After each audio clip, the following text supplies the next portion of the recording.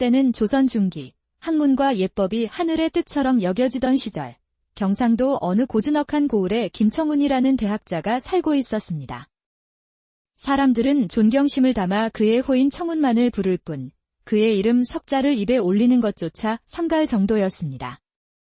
그의 학문은 깊고 넓어 임금조차 가르침을 청할 정도였고, 그의 인품은 겨울서리를 이겨낸 늙은 소나무의 굳건한 절개와 같아 수많은 선비들이 구름처럼 그를 따랐습니다.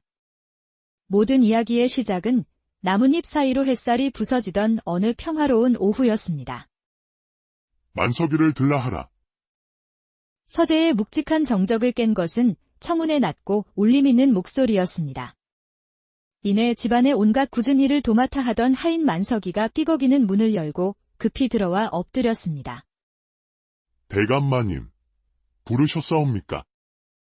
내일 아침까지 이 인근에서 필체가 가장 뛰어나고 성실한 필경사 3명을 수소문하여 내 앞에 데려오게. 필경사를 말씀이시옵니까? 호, 조정에 올리실 상소문이라도 쓰시는지. 상소문이었다면 내 손으로 직접 썼을 것이니 필경사가 필요 없겠지. 청운의 목소리에는 희미한 꾸짖음이 섞여 있었습니다.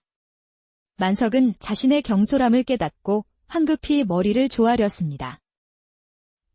소인이 생각이 짧았나이다.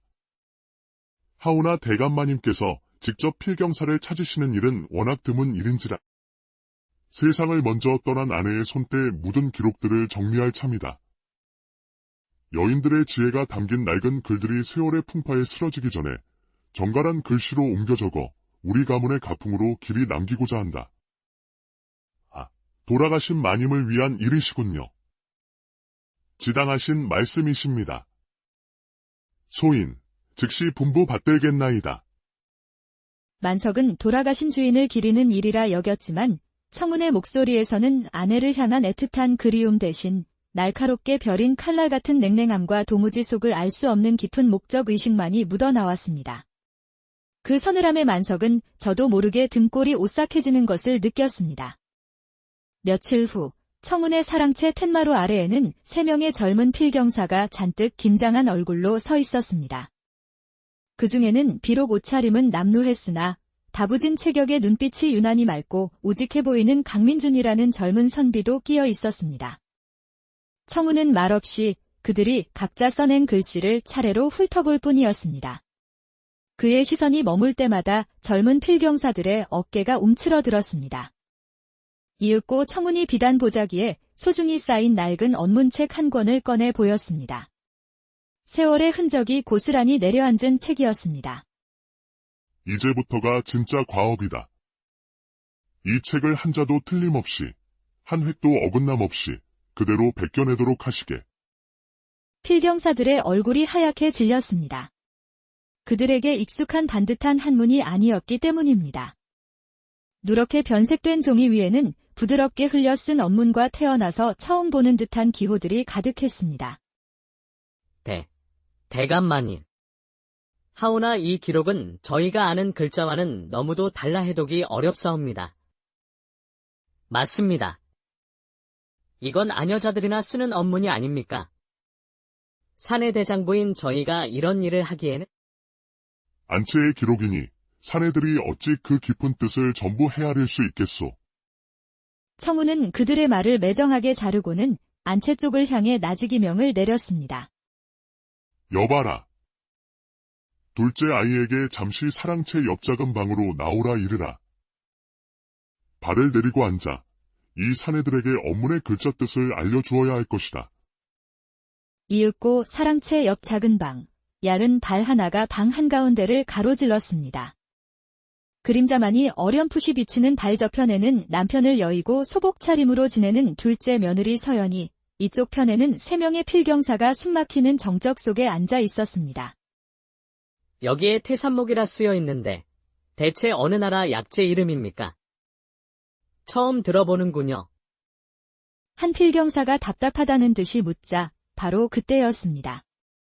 발 너머에서 마치 깊고 고요한 호수 위로 맑은 옥구슬이 굴러가는 듯한 목소리가 들려온 것은 목련의 다른 이름이옵니다. 꽃이 피기 전 그 봉우리를 말려 약으로 쓰지요.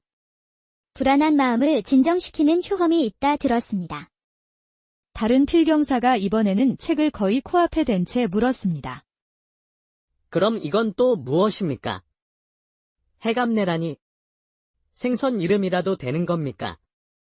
갯가의 짠 내음을 뜻하는 말이옵니다. 아마도 돌아가신 어머님께서 소금의 간수를 빼시던 날의 기록인 듯합니다. 다른 필경사들의 붓은 다시금 사각거리며 움직이기 시작했습니다. 하지만 민주는 붓을 든 채 얼어붙은 듯 미동도 하지 못했습니다. 그는 방금 전 들려온 목소리의 주인을 상상하고 있었습니다. 목소리에는 짙은 슬픔이 묻어났으나 그보다 더 깊은 지혜와 부러질지언정 휘지 않을 단단함이 느껴졌습니다. 민주는 자신도 모르게 마른 침을 삼키며 걷잡을 수 없이 흐트러지는 마음을 다잡으려 애썼습니다. 그렇게 한 시대의 대학자가 던진 작은 돌멩이 하나가 두 젊은 남녀의 운명에 거대한 파문을 일으키고 있었습니다. 며칠의 시간이 흘렀습니다. 사랑채의 묵직하고 어색한 공기는 조금씩 세 명의 필경사를 짓누르기 시작했습니다. 특히나 불만이 쌓인 것은 민준을 제외한 2명이었습니다. 잠시 붓을 씻으러 나온 뜰에서 결국 한 명이 참지 못하고 투덜거렸습니다. 아이, 도저히 못해 먹겠네. 사내 대장부가 이런 골방에 틀어박혀서 아녀자의 글씨나 베껴 쓰고 있으니 이게 대체 무슨 꼴이란 말인가? 쉬. 조용히 하게. 담장에도 귀가 있네. 대감마님 귀에 들어가면 어쩌려고 그러나. 그나저나 저 강민준이라는 자는 참으로 이상하지 않나? 뭐가 그리 좋은지 연신 붓을 놀리는 것이 꼭 제 세상을 만난 듯 보여. 총구석 선비라 그런지 별종은 별종이야. 우리는 이만하고 어디 가서 속이나 채우세나. 두 사람이 혀를 차며 자리를 뜨는 동안에도 민주는 묵묵히 제자리를 지키며 붓을 놀리고 있었습니다. 방 안에는 다시 정적이 흘렀습니다. 민주는 조심스럽게 발 너머를 향해 입을 열었습니다. 마님. 예, 선비님. 이 부분은 들기름을 바르니 그 맛이 꿀과 같아 지아비께서 웃으셨다라고 되어 있습니다. 돌아가신 마님께서 음식 솜씨가 무척 좋으셨던 모양입니다. 이전과는 다른 질문이었습니다. 단순히 글자의 뜻을 묻는 것이 아닌 기록에 담긴 사람과 그 온기를 묻는 질문이었습니다. 발 너머의 공기가 미세하게 흔들렸습니다. 잠시 침묵이 흐른 뒤 한층 낮아진 목소리가 들려왔습니다. 참으로 감칠맛이 살아있었지요. 시아버님께서도 돌아가신 제 지아비도 어머님의 손맛을 잊지 못하셨지요. 목소리 끝에 희미한 떨림이 묻어나왔습니다. 민주는 저도 모르게 고개를 숙였습니다. 죄송합니다. 제가 아픈 기억을 떠올리게 하였습니다. 아닙니다. 그런데 의외의 대답이 건너왔습니다. 오히려 잊고 있던 따스한 추억을 떠올리게 해주셔서 고맙습니다. 선비님. 처음으로 받은 감사 인사였습니다. 민주는 심장이 쿵 하고 내려앉는 것을 느꼈습니다. 바로 그 순간 문 밖에 서 있던 거대한 그림자가 조용히 몸을 돌렸습니다. 대학자 청운이 모든 것을 듣고 있었습니다. 다음 날 아침 청운이 필경사들이 있는 방으로 들어섰습니다. 그의 손에는 어제 민준이 제출했던 필사본이 들려 있었습니다. 강민준이라 하였는가? 예, 대감마님. 자네의 필체는 나머지 둘에 비해 기교는 부족하나 정직함이 묻어나는군. 허나 정직함만으로는 이 과업을 끝낼 수는 없어. 청운은 민준에게서 시선을 떼어 3명 모두에게 명을 내렸습니다. 오늘부터는 안채의 둘째 며느리에게 직접 그날의 과업을 보고하고 다음 날의 지시를 받아오도록 하시오. 방 안에 있던 모두가 숨을 멈췄습니다. 사내인 필경사가 그것도 젊은 과부인 안주인을 직접 대면하라는 명, 그것은 이 집안의 엄격한 금기를 깨는 파격적인 명령이었습니다. 청운의 명이 떨어진 다음 날부터 사랑채 옆 작은 방의 풍경은 완전히 달라졌습니다. 첫날 보고를 맡은 것은 불만이 가장 많았던 필경사였습니다. 그는 투명스러운 목소리로 그날 필사한 내용을 건성으로 읊었습니다. 금일 과업은 여기까지입니다. 내일은 어느 부분을 옮기면 되겠소? 발 너머에서는 아무 대답이 없었습니다. 그가 미간을 찌푸리며 다시 물었습니다. 이보시오. 듣고 있소. 내일 할 일을 알려줘야 나도 준비를 할 것이 아닙니까? 내일은 돌아가신 어머님께서 지어두신 시조 부분을 옮기시면 됩니다. 얼음처럼 차가운 목소리였습니다. 필경사는 잘겠소 한마디를 툭 던지고는 볼일 다 봤다는 듯 휙돌아 나가 버렸습니다. 이튿날은 두 번째 필경사의 차례였습니다. 그는 묘한 의심이 담긴 눈초리로 발 너머를 쏘아보며 물었습니다. 마님, 참으로 신기한 일입니다. 마님께서는 이 오래된 책의 글씨를 어찌 그리 막힘없이 읽어내시는 겁니까? 규방에만 계셨을 터인데 마치 바깥 사내들보다 더 아는 것이 많으신 듯하오. 그의 말 속에는 날카로운 가시가 박혀 있었습니다. 어떻게라는 질문의 형식을 빌렸지만 그 내용은 명백한 의심과 조롱이었습니다. 한참 뒤에야 감정이 완전히 배제된 목소리가 흘러나왔습니다. 내일은 약재 다루는 법에 대한 부분을 옮기시지요. 상대하지 않겠다는 차가운 대답이었습니다. 그리고 사흘째 되던 날, 드디어 민준의 차례가 되었습니다. 민준은 두근거리는 마음을 안고 방으로 들어섰습니다. 그는 공손하게 그날 정성껏 필사한 종이를 발 앞에 내려놓았습니다. 마님, 금일의 과업을 모두 마쳤습니다. 부디 살펴보아 주십시오. 그는 다른 두 사람처럼 내일의 과업을 재촉하지 않았습니다. 그저 조용히 그녀의 말을 기다릴 뿐이었습니다. 잠시 후, 발 너머에서 이전보다 한결 부드러운 목소리가 들려왔습니다. 고생하셨습니다. 선비님. 오늘의 글씨는 유난히 힘이 넘치는 듯합니다. 과찬이십니다. 그저 오늘 옮긴 내용이 돌아가신 마님께서 말을 타고 달리셨던 날의 기록이라 그런지 저도 모르게 붓끝에 힘이 들어갔나 봅니다. 민준의 대답에 발 너머에서 희미하게 웃음소리가 새어나왔습니다. 너무나 짧은 순간이었지만 민준은 분명히 들었습니다. 그것은 꽁꽁 얼어붙었던 차가운 얼음이 처음으로 녹아내리는 소리 같았습니다. 선비님은 참으로 다정한 분이시군요. 글씨에도 사람의 마음이 담긴다는 것을 선비님 덕분에 알게 되었습니다. 민준은 얼굴이 붉어져 아무 대답도 하지 못했습니다. 그저 고개만 숙이고 있을 뿐이었습니다. 두 사람 사이에는 어색하지만 따뜻한 침묵이 흘렀습니다. 바로 그때였습니다. 내일은 필사를 잠시 멈추도록 하라. 방문 밖에서 벼락 같은 청운의 목소리가 들려왔습니다. 두 사람은 화들짝 놀라 서로 다른 쪽을 바라보았습니다. 청운이 문을 열고 들어서며 민준을 향해 말했습니다. 강민준, 그대는 당장 나를 따라오시오. 내 따로 시킬 일이 있으니. 청운의 얼굴은 그 어느 때보다도 싸늘하게 굳어 있었습니다. 민준은 불길한 예감에 휩싸인 채 묵묵히 그의 뒤를 따랐습니다. 청운의 서재는 깊은 밤처럼 고요했습니다. 촛불이 흔들릴 때마다 사방의 벽을 가득 메운 책들이 거대한 그림자가 되어 민준을 짓눌렀습니다. 그대의 글씨에는 사람의 마음을 끄는 힘이 있었소. 뜻밖의 칭찬이었습니다. 민준이 어리둥절한 표정으로 고개를 들자 청운이 말을 이었습니다. 진심을 담아 쓴 글씨는 그 어떤 화려한 기교보다도 사람의 심금을 울리는 법이지. 나는 그대의 그 정직한 글씨가 마음에 드는구려. 청운은 잠시 말을 멈추고는 갑자기 목소리를 낮추었습니다. 허나, 자네에게 맡길 진짜 과업은 지금부터요. 청운은 품속에서 누렇게 변색된 종이 한 장을 꺼내 민준의 앞에 내려놓았습니다. 그것은 분명 돌아가신 마님의 필체와 비슷해 보였지만 그 내용은 충격적이었습니다. 정적인 윤 판서가 부정한 방법으로 아들을 과거에 급제시켰다는 내용이 마치 그의 아내가 엿듣고 기록한 것처럼 적혀 있었습니다.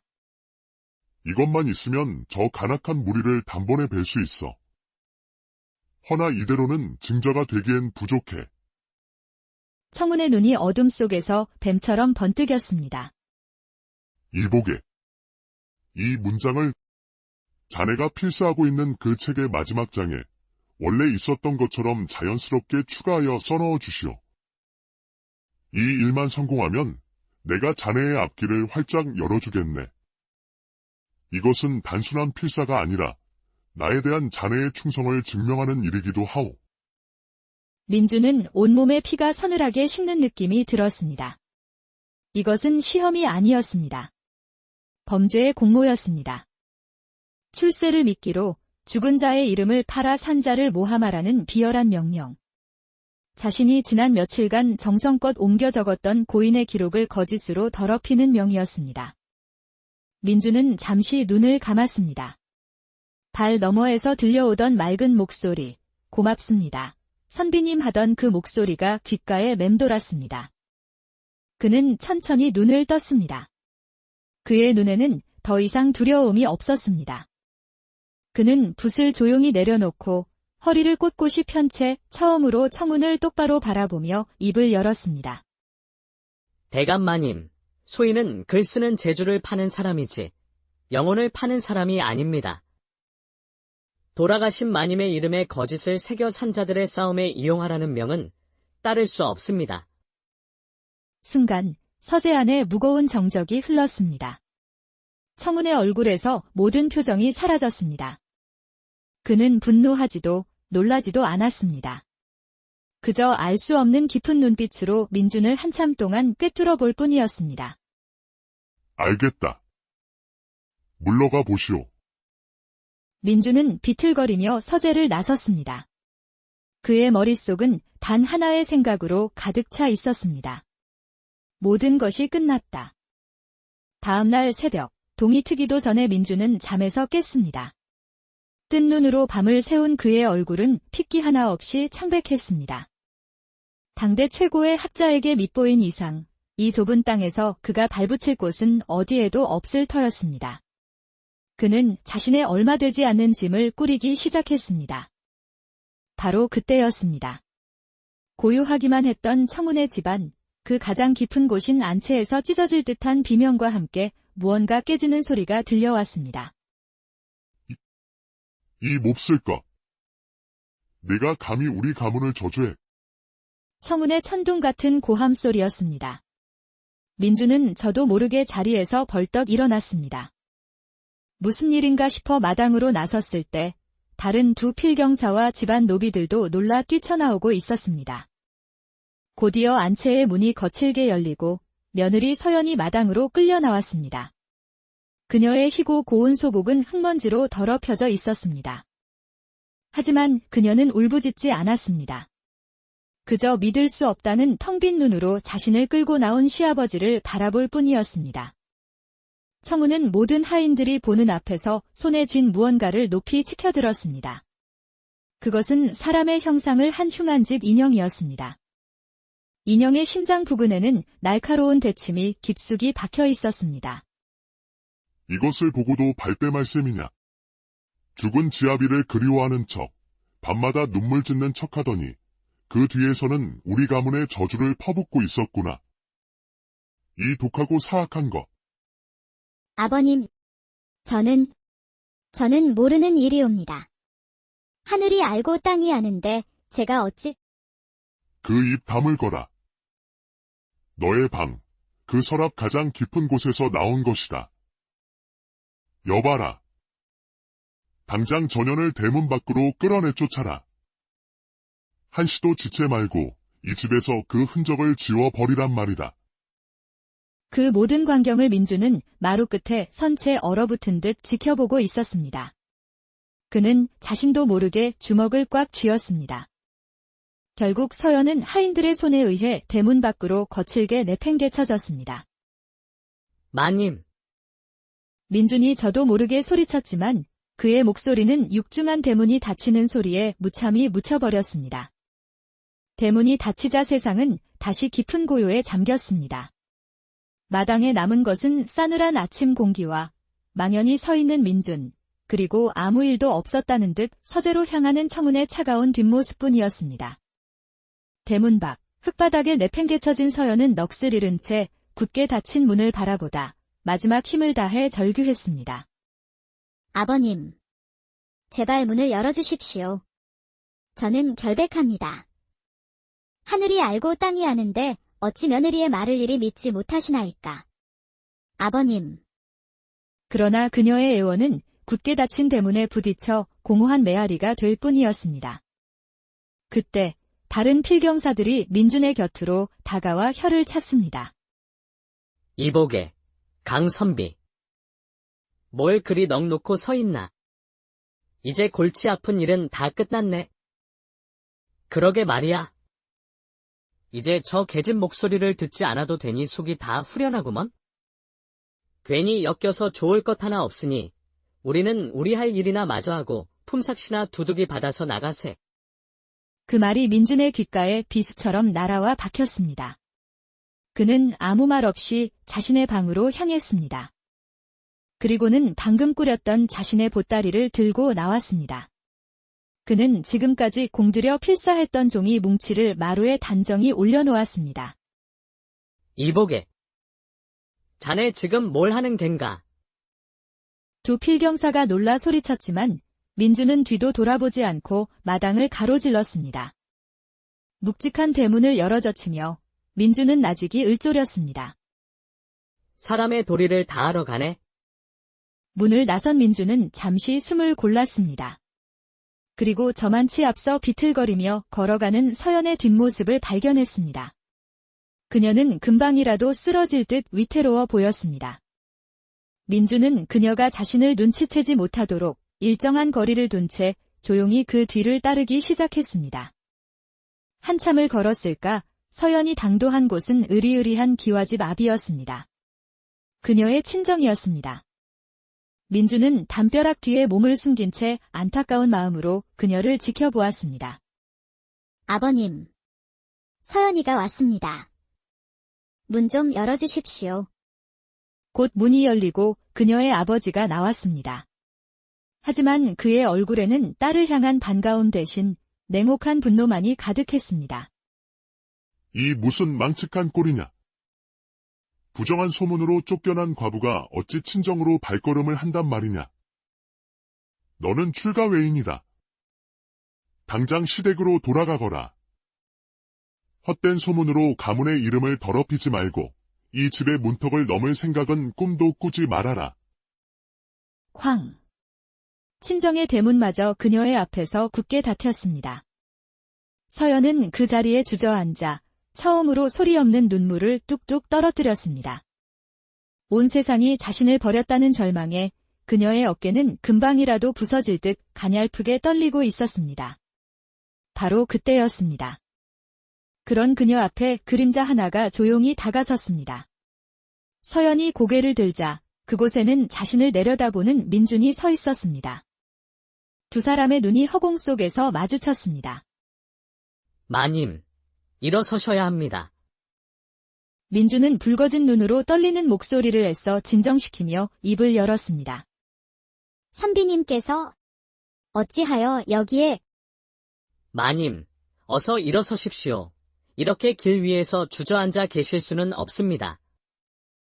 그의 단호한 목소리에 서연은 비로소 정신이 드는 듯 했습니다. 그녀는 떨리는 손으로 땅을 짚고 겨우 몸을 일으켰습니다. 어찌... 선비님께서 여기에 계신 겁니까? 설마 저 때문에...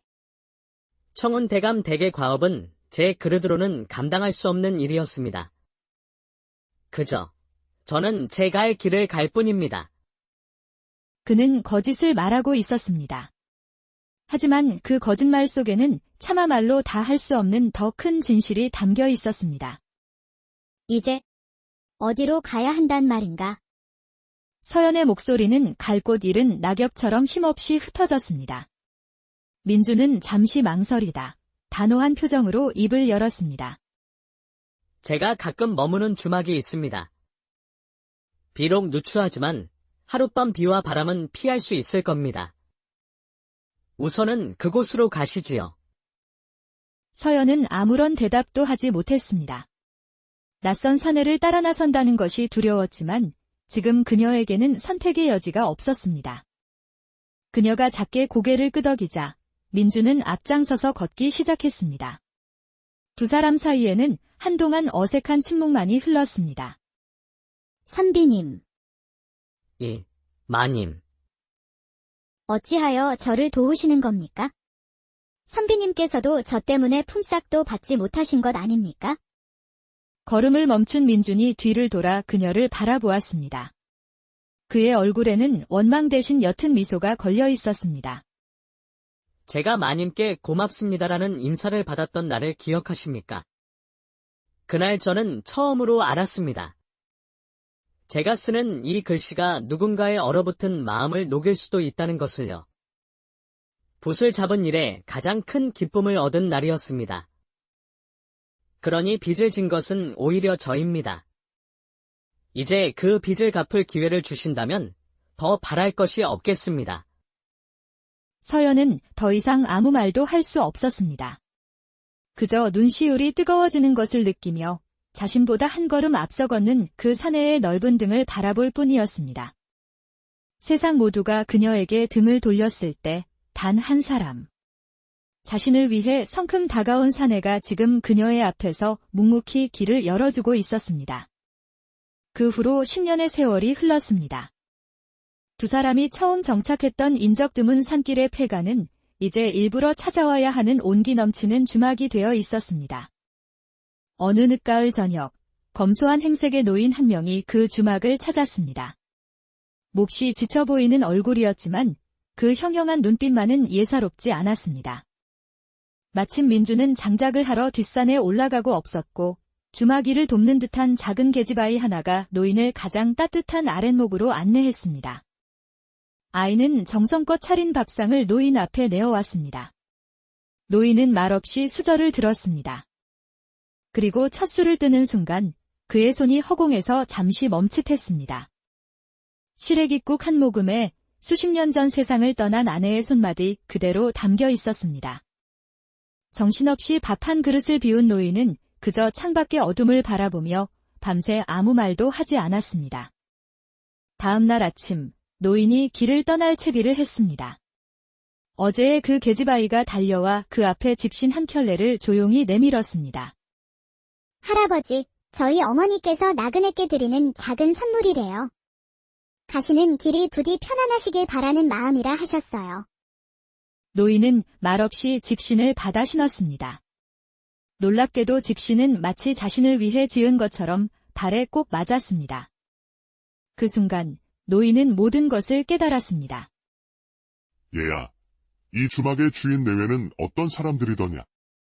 저희 아버지, 어머니는 세상에서 제일 좋은 분들이에요. 저한테 글도 가르쳐 주시고 맛있는 것도 많이 해주세요.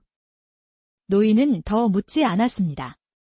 그는 밥값보다 훨씬 더 많은 돈을 상위에 놓아두고는 조용히 주막을 나섰습니다. 그리고는 길모퉁이에 서서 마지막으로 주막 쪽을 돌아보았습니다. 마침 뒷산에서 나무를 한 짐 해온 민준이 마당으로 들어서고 있었습니다. 서연이 환한 미소로 그를 맞으며 그의 땀을 닦아 주었습니다. 두 사람의 얼굴에는 그 어떤 양반가의 부부에게서도 찾아볼 수 없는 깊은 평화와 행복이 가득했습니다. 노인, 바로 대학자 김청우는 그 모습을 눈에 담고는 조용히 몸을 돌려 자신의 길을 가기 시작했습니다. 그의 볼 위로 뜨거운 눈물 한 줄기가 소리 없이 흘러내렸습니다. 그는 10년 동안 내내 후회했습니다. 며느리에게 몹쓸 것이라 소리쳤던 것을, 그녀의 가슴에 대못을 박았던 것을. 하지만 그는 알고 있었습니다. 그것만이 유일한 길이었음을. 10년 전 그는 며느리를 쫓아내기 전 그녀의 친정사돈에게 몰래 편지를 썼습니다. 사돈어른, 내일 저는 제 손으로 며느리를 내쫓을 것입니다. 부디 며느라이가 찾아가거든 모질게 외면하여 그 애가 세상에 기댈 곳 하나 없도록 만들어 주십시오. 이 모든 것은 그 아이의 남은 생을 위한 이 늙은이의 마지막 몸부림이니 부디 저의 죄를 잠시만 용서해 주십시오. 그리고 그는 자신의 시험을 통과한 젊은 선비, 강민준의 의로움을 믿었습니다. 내 며느리는 이제 세상에 기댈 곳이 없는 외로운 사람이 될 것이니 자네가 그 아이의 마지막 기댈 곳이 되어주게. 부디 그 애가 다시 웃을 수 있도록 자네의 남은 생을 빌리네. 10년 전 대학자 청우는 자신의 모든 명예와 평판을 걸고 위험한 내기를 했습니다. 한 젊은 선비의 올곧은 마음 하나에 며느리의 남은 인생 전부를 걸었던 것입니다. 그리고 그는 그 내기에서 이겼습니다. 이제야 그는 마음의 짐을 내려놓고 편히 눈을 감을 수 있을 터였습니다. 시아버지의 애달픈 며느리 사랑은 그렇게 이름 없는 주막의 온기 속에